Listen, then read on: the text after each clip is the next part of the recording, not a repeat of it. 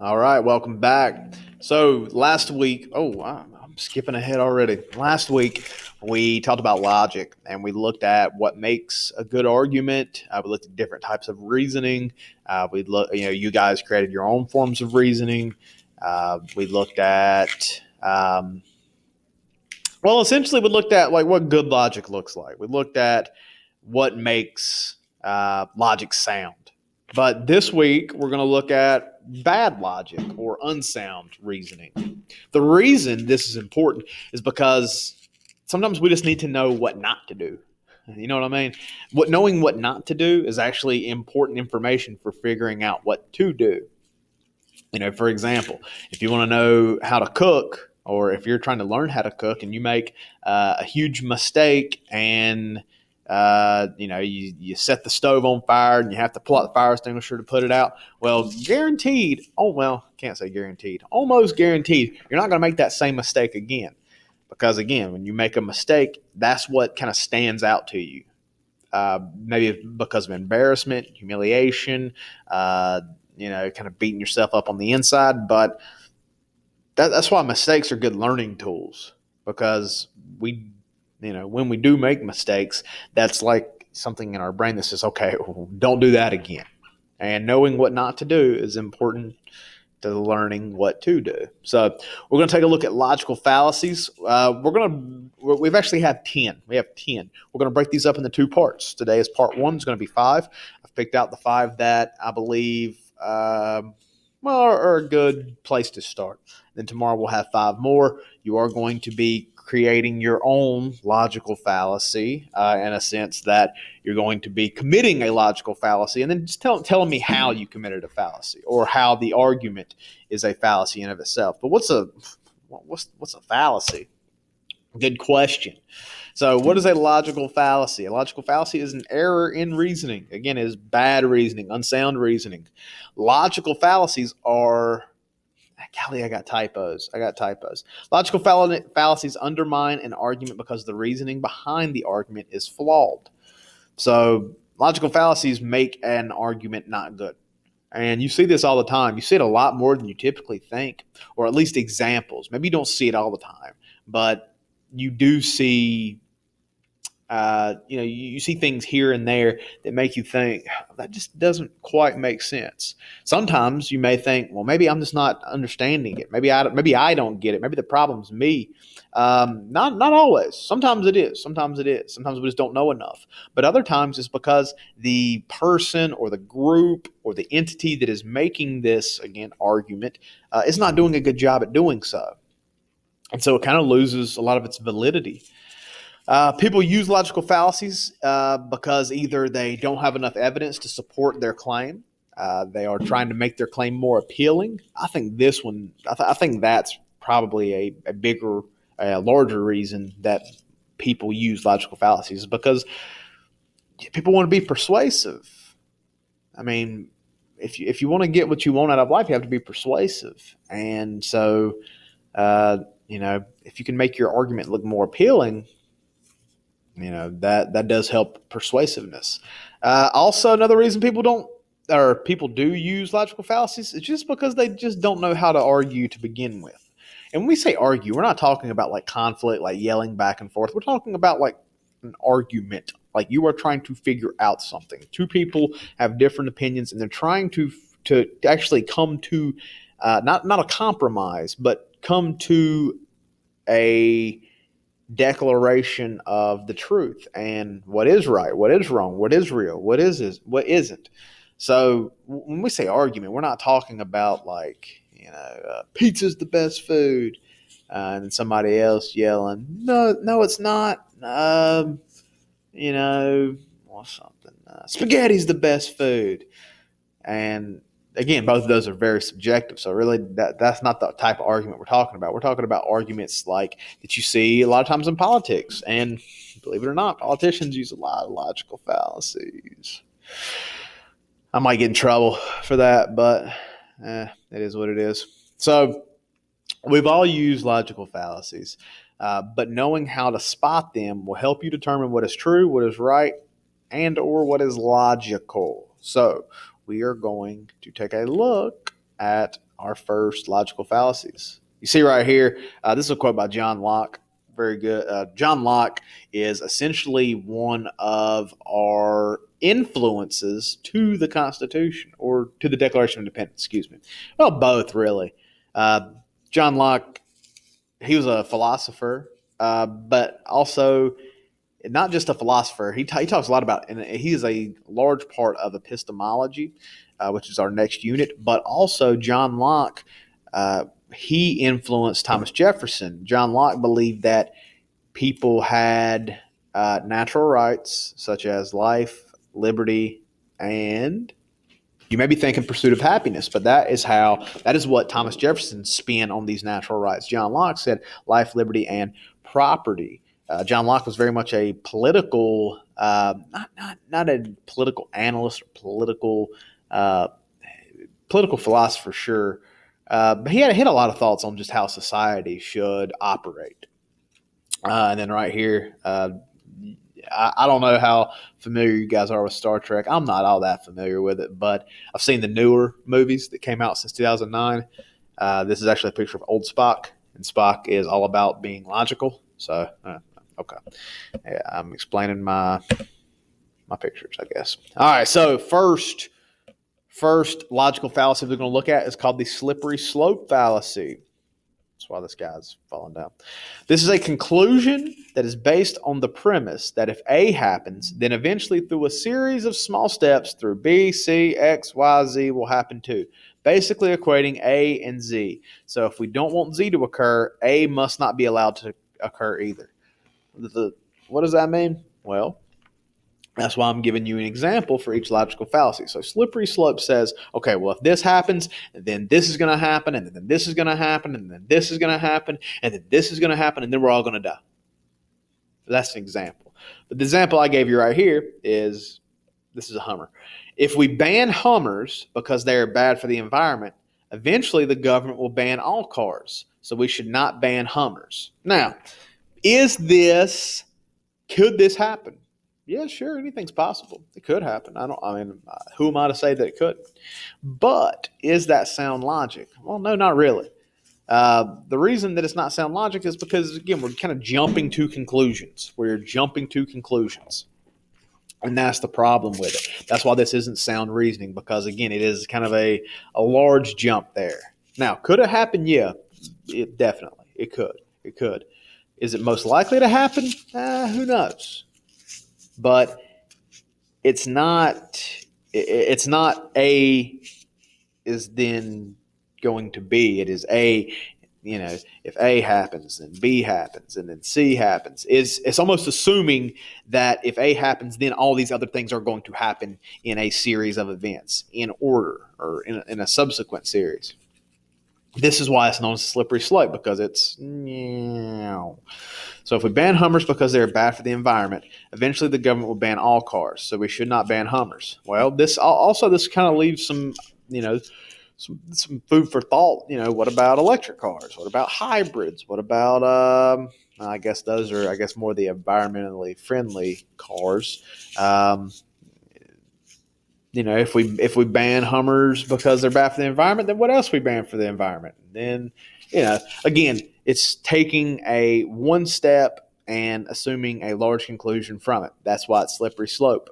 Boom. Slippery slope happens a lot too, especially, again, in politics. If this person's elected, then this is going to happen, and then this is going to happen, and then this is going to happen, and then this is going to happen, and America's going to cease to exist. Believe it or not, there's always been arguments like that made in politics. It's not just modern politics, trust me. All right, so slippery slope, feel good? Let's go to the next one. Next one is hasty generalization. Actually, this one's pretty interesting.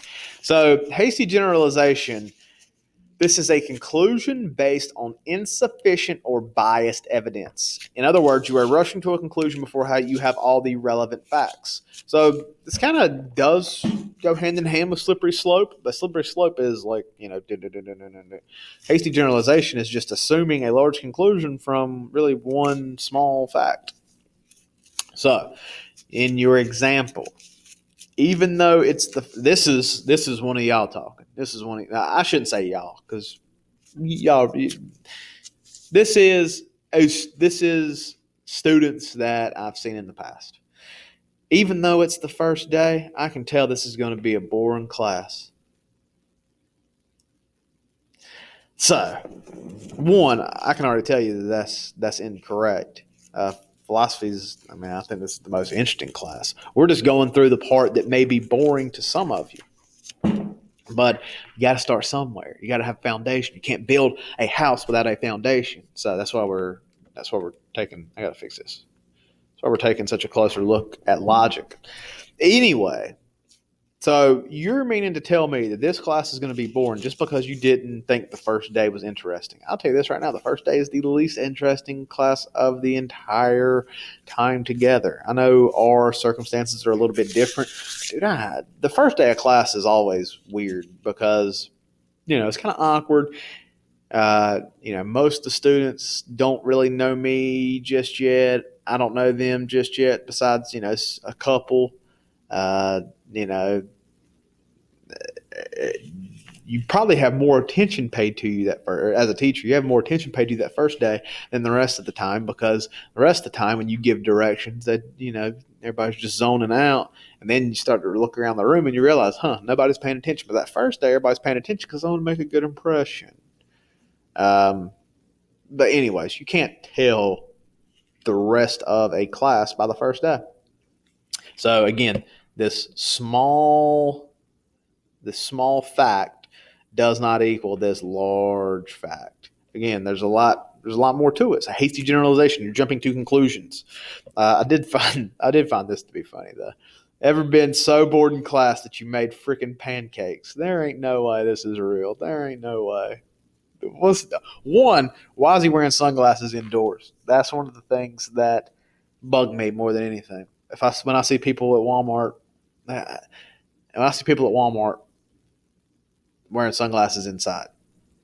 If you got an eye issue, I totally get it. Then maybe I'm wrong. Maybe I'm the jerk. I don't know. I just find it silly.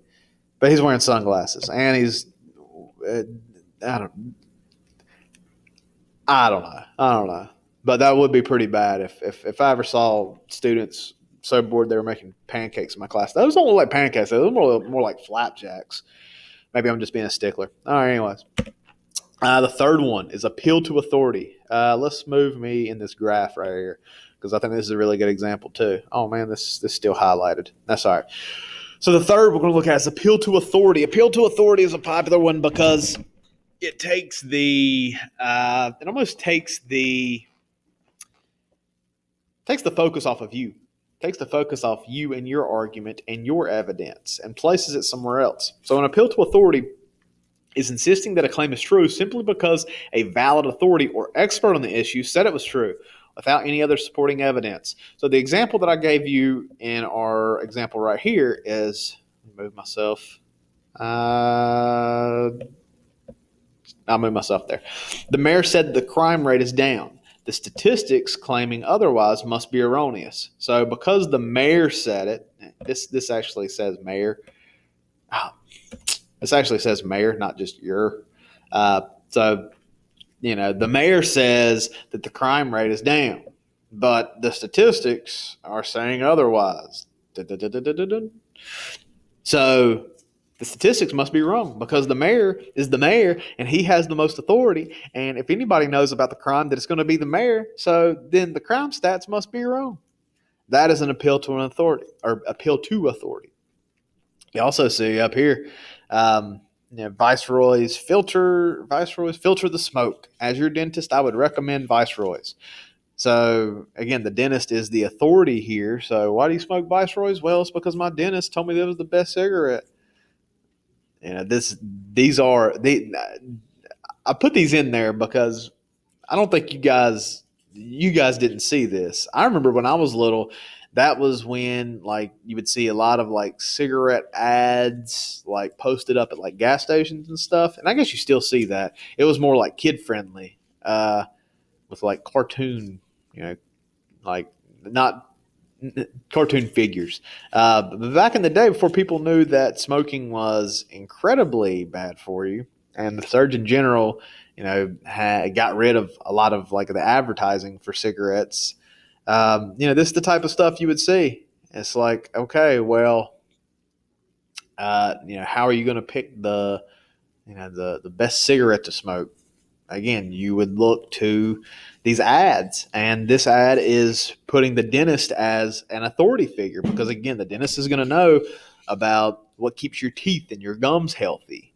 And, because Viceroy's filter the smoke, the dentist says, I would recommend Viceroy's. He is the authority figure here. That is his argument that you smoke Viceroy's over something else. Maybe I should have used a better example. Starting to think I should have.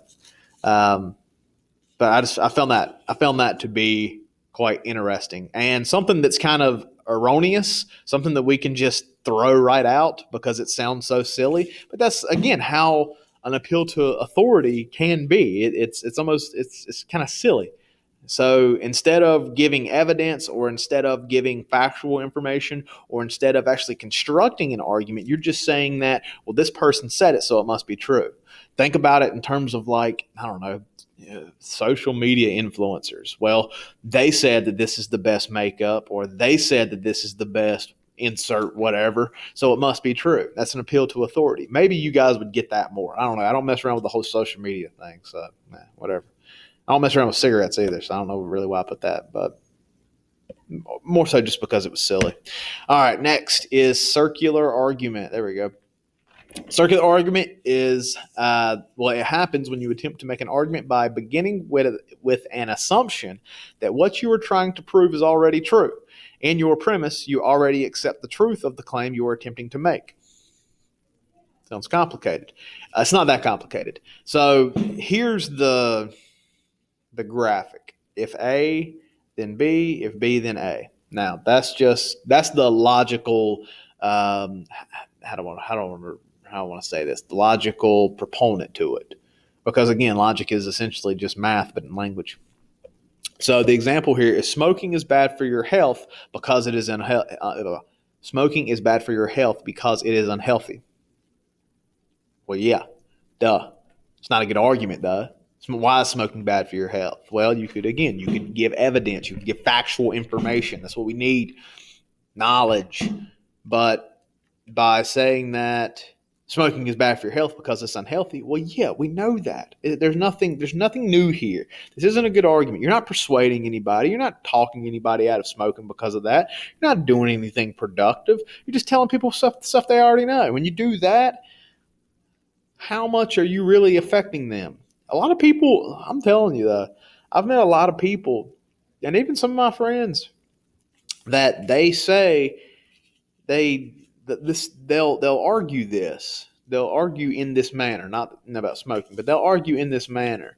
And it's frustrating sometimes. It's frustrating because, it's not always this simple, but when you essentially you're just circling back around, you're just telling people what you already know from what you previously stated.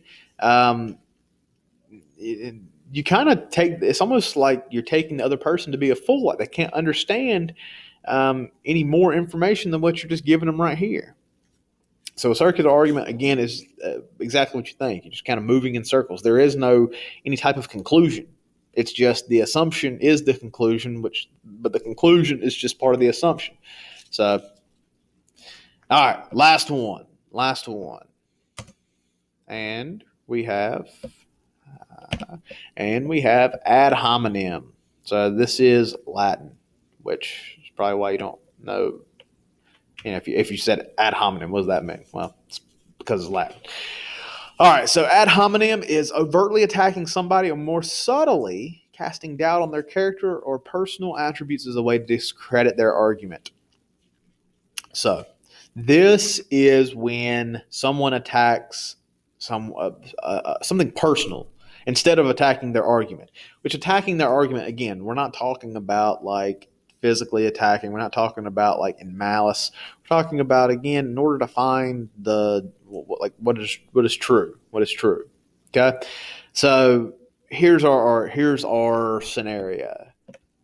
All right, so maybe you could say this to me. I got a D in astronomy. So you got a D in astronomy. You aren't smart enough to have a definitive theory as to there being life on other planets. Well, why not? Because I got a D in astronomy. So I'm not smart enough. So that means that my theories aren't true, that my theories can't be right because I'm stupid. Again, that is attacking somebody, casting doubt on their personal attributes. You got a D in astronomy. Astronomy is all about the stars in the solar system and the galaxies and the universe. Because you got a D in that, you must not be smart enough to have an opinion as to there being life on other planets. Or your opinion must not be valid because you're stupid because you got a D in astronomy. Again, this is ad hominem. This is attacking a person's character, their attributes, something about them. You're not. I don't really have a theory, so get that out. But you know, say I did. Say I did think that there were aliens on another planet. Say that's what I think. There's aliens on another planet. And I have evidence to back that up. Well, there's water on other planets. There in I don't know, Area 51. I'm just throwing stuff out there. But you would have to refute that evidence, not me being smart or dumb or this, that, or the other. You have to refute the evidence. And that's where the arguments, and that's where logic comes in, is because a lot of the times we're not actually trying to figure out what's true. Instead, we're trying to prove someone else false. And that's kind of the wrong way to go about it. All right. So you guys are going to be creating or giving some examples of each one of the 5 logical fallacies we looked at today, and then you're going to explain to me how it is that logical fallacy. Okay? Had a good time. We'll go pick up with 5 more tomorrow. Then we're going to move on and finish up logic. All right. See you guys later. I never know how to pause this. So there we go.